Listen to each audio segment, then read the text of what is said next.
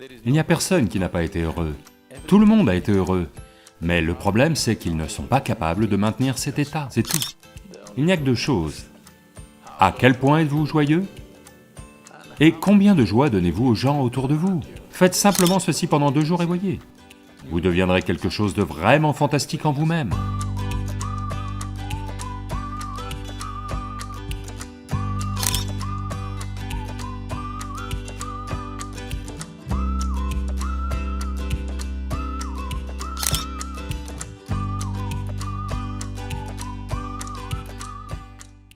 Qu'est-ce que le bien-être? Quand vous sentez-vous vraiment bien dans votre vie? Quand vous sentez-vous vraiment bien? Quand vous êtes très heureux, vous êtes bien. Même si vous êtes malade, vous allez quand même bien, n'est-ce pas? Même si le diagnostic médical c'est que vous êtes malade, vous êtes très heureux en ce moment, vous vous sentez bien, n'est-ce pas? Donc fondamentalement, le bien-être est un certain niveau de joie, une certaine exubérance de la vie. Qu'est-ce que le bonheur? Nous pouvons dire que le bonheur est ceci, cela, mais en termes de vie, vos énergies vitales sont un peu plus exubérantes que d'habitude. La dépression signifie que vos énergies vitales sont devenues très basses et moroses. Le bonheur signifie que vos énergies vitales sont exubérantes. Il y a de nombreuses façons de décrire le bonheur. Mais seuls ceux qui sont heureux savent ce que ça veut dire d'être heureux. Il n'y a personne qui n'a pas été heureux. Tout le monde a été heureux. But the problem is they're not able to maintain it, that's all.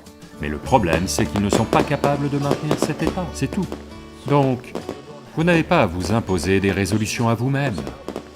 Juste de petits outils pour vous assurer que vous ne sombrez pas. Voyez, beaucoup de gens dans les affaires, ils pensent qu'ils ne tiennent leur compte que pour l'administration fiscale. Non. Vous faites vos comptes non pas pour l'administration fiscale, mais parce que si vous ne tenez pas de compte, vous ne savez pas si vous faites des bénéfices ou des pertes. C'est l'idée des comptes, n'est-ce pas? Pour savoir si vous avancez ou si vous reculez, vous avez besoin d'un livre de comptes. Pourquoi ne tenez-vous pas un livre de comptes? À la fin de la journée, vérifiez simplement. Suis-je un peu plus joyeux aujourd'hui qu'hier? Si vous aviez fait cela depuis l'âge de 5 ans, vous seriez extatique aujourd'hui. Colonne des profits. Vous êtes devenu comme ça parce que vous n'avez jamais tenu de compte. Un jour vous avez vérifié, quand c'est devenu très douloureux, alors vous vous rendez compte que vous êtes en grave déficit. Chaque jour, chaque mois, tenez simplement les comptes.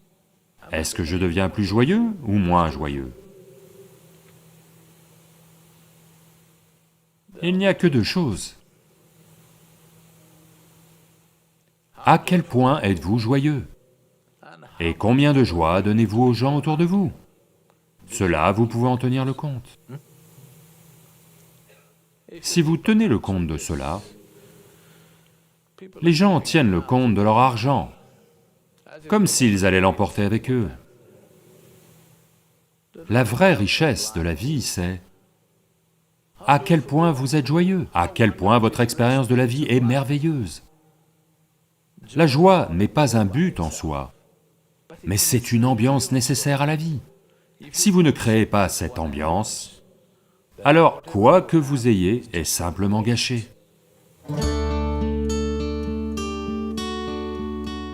Demain matin, si vous vous réveillez... Non, ce n'est pas mon souhait, mais je veux que vous le sachiez. De toutes les personnes qui iront se coucher ce soir, plus d'1 million de personnes ne se réveilleront pas demain matin. Si vous et moi, nous nous réveillons demain matin, n'est-ce pas fantastique? 1 million de personnes ne se sont pas réveillées. Vous vous êtes réveillés, n'est-ce pas une chose merveilleuse? Vous n'avez pas l'air d'être convaincu. Parce que le problème, c'est que vous vivez avec l'idée que vous êtes immortel.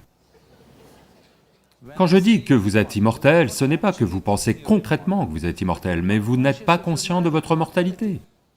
Si vous n'êtes pas conscient de votre mortalité, quelque part vous pensez que vous êtes immortel, n'est-ce pas? Combien de moments dans une journée êtes-vous conscient que vous êtes mortel? Si vous étiez conscient, auriez-vous le temps de tricher? Auriez-vous le temps de vous battre avec quelqu'un? Auriez-vous le temps de faire des bêtises avec votre vie? Si vous étiez conscient que vous êtes mortel, vous ne feriez rien d'autre que ce qui est absolument nécessaire pour vous et tout le monde autour de vous. Ne pensez pas que c'est une chose négative, la mort n'est pas une chose négative, c'est la seule chose qui ajoute de la valeur à votre vie. Si vous étiez ici pour toujours, vous seriez insupportable. Si vous prenez conscience de cette seule chose, que vous restez constamment conscient que je suis mortel, vous n'avez pas à penser « je vais mourir aujourd'hui », nous n'en avons pas l'intention, nous voulons vivre le plus longtemps possible. Simplement, vous savez que un jour je vais mourir. Chaque jour, à chaque instant, si vous vous rappelez, ceci est une vie brève, je suis mortel, un jour je prendrai fin. Faites juste cela pendant 2 jours et voyez. Vous deviendrez quelque chose de vraiment fantastique en vous-même, c'est tout.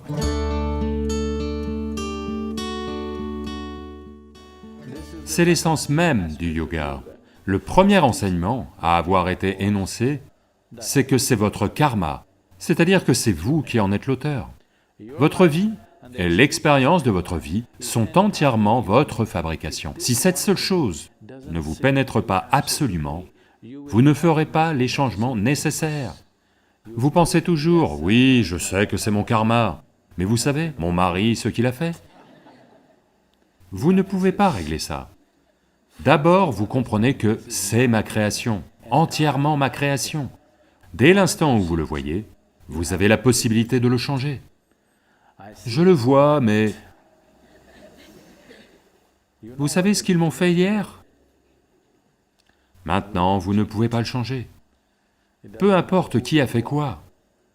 Ce qui se passe en vous, votre expérience de votre vie, est entièrement votre création. C'est votre karma. Karma veut dire, pas quelque chose qui vous tombe dessus de quelque part. Le karma veut dire vos actions, c'est votre fabrication, c'est ce que vous faites. Avant d'aller au lit, tout ce qui n'est pas vous, mettez-le de côté. C'est peut-être précieux pour vous. Pensez-y, votre maison, est-ce vous? Oh, ma maison! D'accord, vous adorez votre maison, mais d'accord, mettez-la de côté. Votre mari, est-ce vous? Non, ça c'est facile, il n'est pas moi.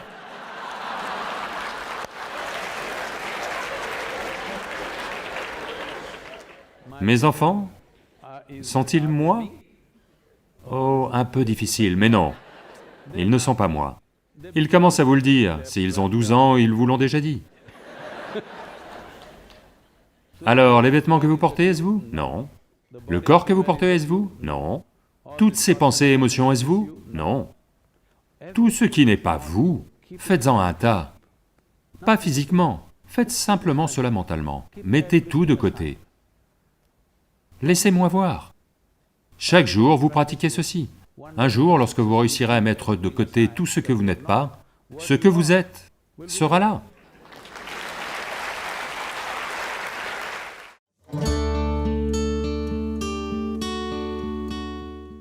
Ce que vous appelez amour est fondamentalement la douceur de vos émotions. Vous êtes assis là, vous pourriez ressentir de l'amour pour quelqu'un qui n'est même pas là.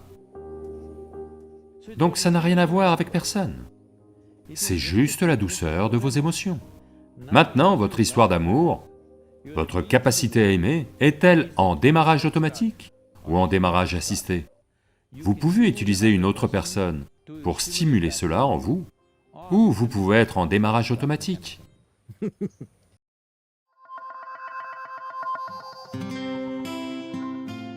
Voyez, quel est ce besoin d'amour chez un être humain? En permanence, un être humain aspire à être quelque chose de plus que ce qu'il est là maintenant. Le problème, c'est que vous voulez inclure quelque chose qui ne fait pas partie de vous comme vous-même, c'est tout l'effort. Si cela a lieu émotionnellement, sur le plan émotionnel, si vous essayez cela, on appelle ça une histoire d'amour. Vous essayez de rendre quelqu'un qui ne fait pas partie de vous une partie de vous-même, émotionnellement. C'est une histoire d'amour. Si vous le faites consciemment, on appelle cela yoga. 5 minutes chaque jour, allez vous asseoir avec quelque chose qui ne signifie rien pour vous. Peut-être un arbre, ou un caillou, ou un ver de terre, ou un insecte. Au bout d'un certain temps, vous verrez que vous pouvez regarder cette chose avec le même amour que vous portez à votre femme, mari, mère, enfant ou chien. Peut-être que le ver de terre ne le sait pas, que l'insecte ne le sait pas. Ça n'a pas d'importance. Si vous pouvez tout regarder avec amour, le monde entier explose en un magnifique phénomène pour vous. Vous réalisez que l'amour n'est pas quelque chose que vous faites, c'est la façon dont vous êtes.